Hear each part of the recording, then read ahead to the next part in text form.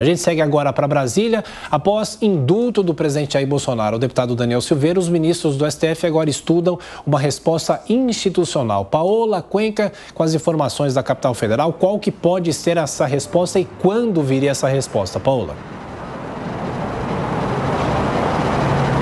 Olha, essa resposta viria por meio de processos que foram protocolados no Supremo Tribunal Federal por partidos de oposição, inclusive contestando esse decreto que foi publicado pelo presidente Jair Bolsonaro com a graça concedida a Daniel Silveira a respeito da pena estabelecida pelo Supremo por conta de crimes de grave ameaça contra os ministros do Supremo Tribunal Federal e por impedir o livre exercício dos poderes aqui da União.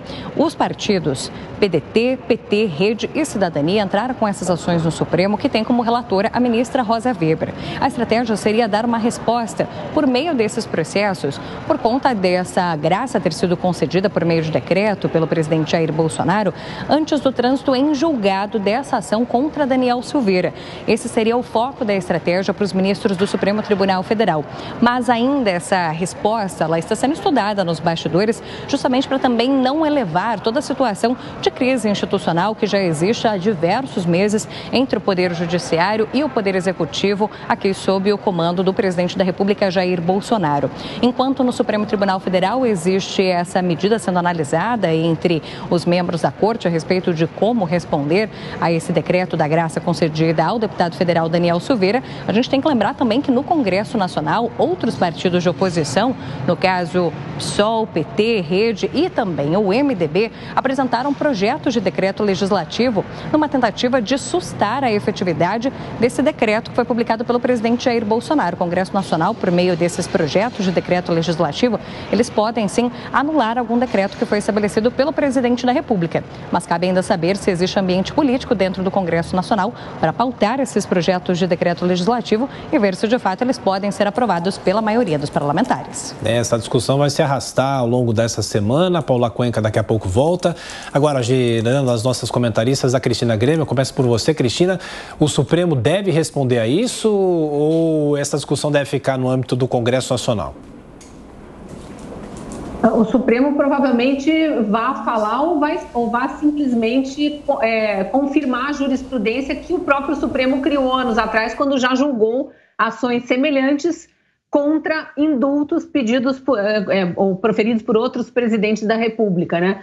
É necessária essa discussão. Se há ações em andamento, alguém vai ter que se pronunciar, nem que seja para dizer já há jurisprudência e não vamos nem levar adiante essa ação, mas é preciso haver uma posição aí do Poder Judiciário agora em relação a isso. Amanda?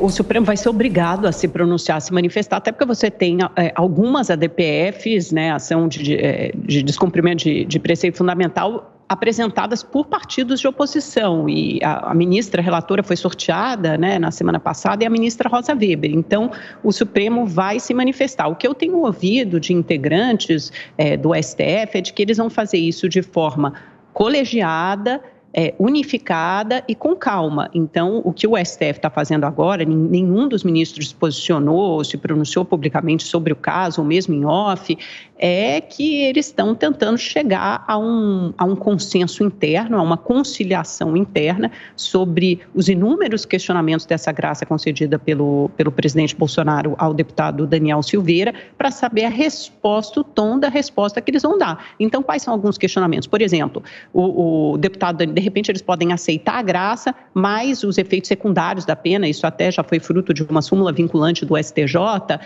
não terão efeito, quer dizer, ou seja, o deputado Daniel Silveira continuaria inelegível. Ou então os ministros do STF podem decidir, por exemplo, que não cabe a graça enquanto o processo não transitou em julgado. Já houve uma decisão do STF, mas ainda cabem recursos, como embargos de declaração da defesa de Daniel Silveira. Então, até que esse processo chegue ao fim, essa graça não pode ser concedida. É uma outra resposta possível dentro do STF. Ou então, eles podem julgar que há algum desvio de finalidade. Por exemplo, o presidente está cometendo algum tipo de abuso ao conceder essa graça. Então, tida internamente como uma afronta ao STF. Mas eu também ouvi de um ministro que a gente não precisa jogar um fósforo na gasolina para saber que dá fogo. Ou seja, eles estão se movendo com muita parcimônia, tentando responder com muito equilíbrio, porque dependendo da resposta do STF, isso pode subir ainda mais degraus nessa escalada da crise institucional. E isso não seria bem-vindo, principalmente num ano de eleição. Por isso, todo esse cuidado na resposta do Supremo Tribunal Federal.